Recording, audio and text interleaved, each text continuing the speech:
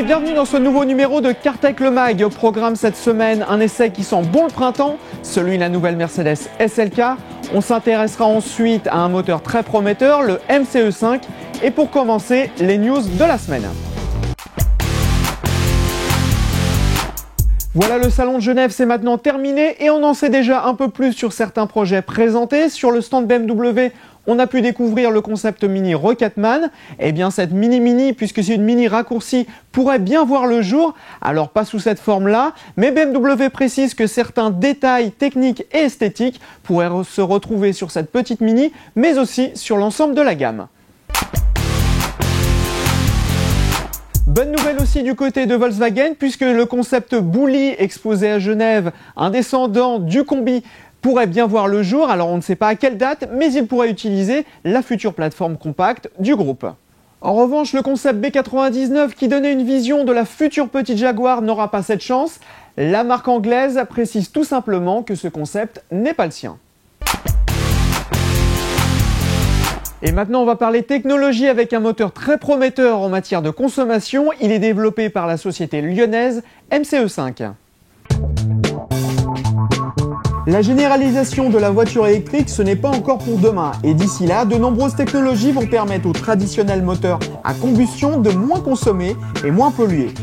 Parmi ces technologies, il y a le système de compression variable MCE5. Nous avons pu essayer l'un des premiers prototypes à l'occasion du Salon de Genève et c'est Vianney Raby, son concepteur, qui nous expose le principe.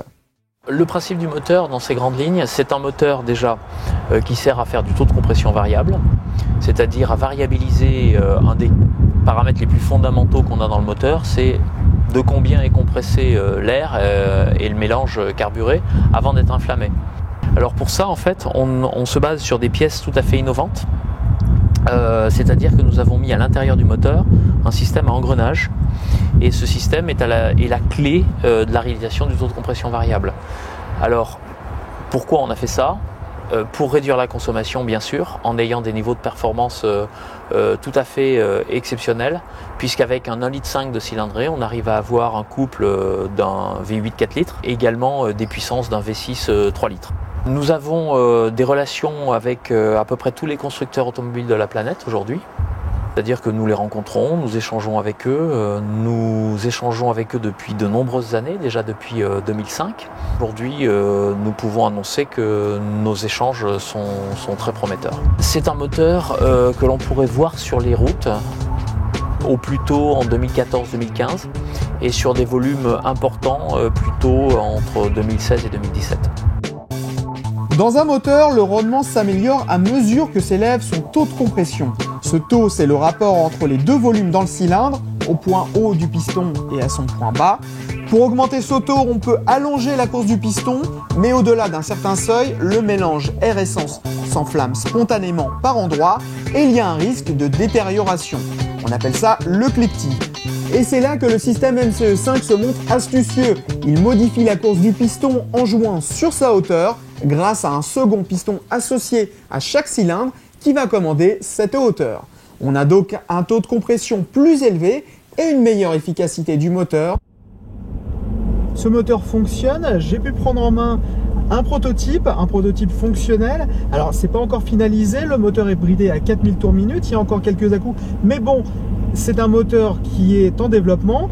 Ce qu'il offre, c'est beaucoup de couple, comme un gros diesel.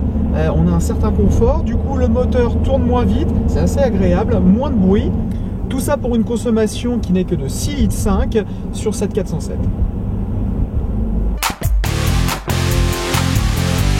À présent, comme promis, un peu de soleil avec l'essai de la 3e génération de la Mercedes SLK.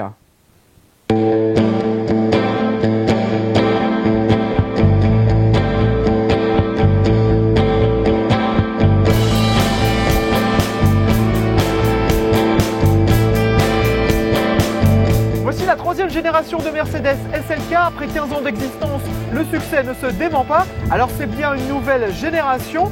Les lignes évoluent en douceur. Elles sont moins orientées vers l'avant, plus horizontales à la manière du Mercedes SLS. Autre petit détail qui rappelle la SLS, cette calandre avant verticale avec le gros insigne Mercedes. Ça rappelle aussi la SL 190 des années 50. Alors le principe reste le même, un coupé cabriolet, à toit en dur. L'aérodynamisme a été très travaillé et Mercedes a eu le souci du détail esthétique avec notamment à l'arrière ce coffre dont la rainure vient pile poil sur l'arête. L'ensemble évolue en douceur de manière assez homogène et avec plus d'agressivité.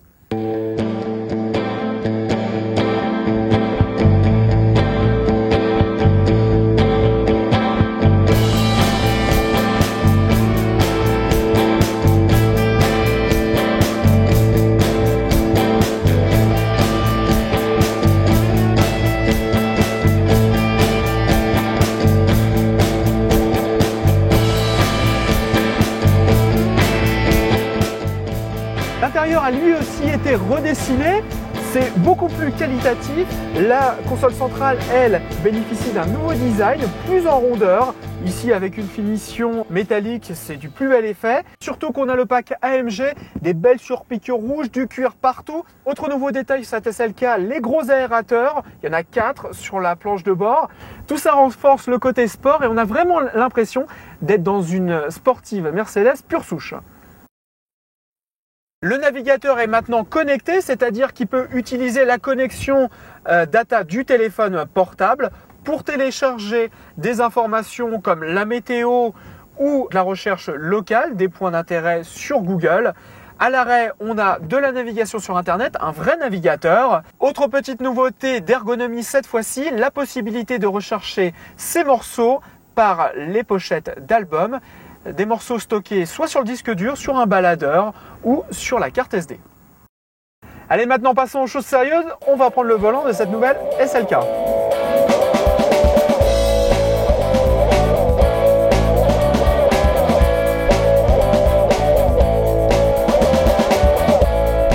Alors cette nouvelle SLK bénéficie d'un châssis revu, il est un petit peu plus ferme que sur la précédente génération et du coup on a une bonne synthèse entre le côté cabriolet et le côté sport.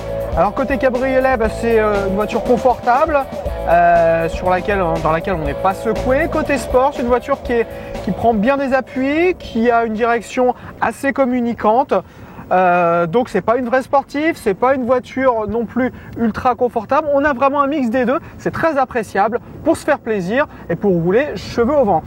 Le moteur de cette version SLK 250, c'est le 1,8 litre essence de 204 chevaux, servi par une boîte automatique 7G-tronic à 7 rapports. Alors le moteur en mode normal est quand même parfois un peu poussif sur les montées, il fait un peu de bruit puisque les rapports sont très longs. En revanche, en mode sport, c'est vraiment génial. Là, le moteur est pleinement exploité et comme tous les autres moteurs de la nouvelle gamme SLK, il bénéficie de l'injection directe et du stop and start. Du coup, il évite le malus. Et on va terminer cet essai par un équipement inédit ailleurs, le Magic Sky Control. Il s'agit d'un petit bouton situé ici qui permet d'éclaircir ou d'assombrir le toit vitré en quelques secondes.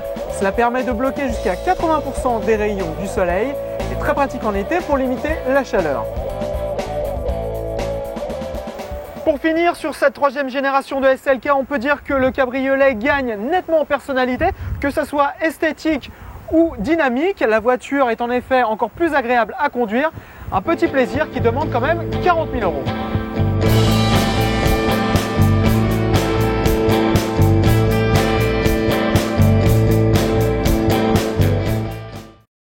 Voilà, ce mag est maintenant terminé. Rendez-vous d'ici 2 semaines. D'ici là, toutes les news, tous les essais sur cartech.fr.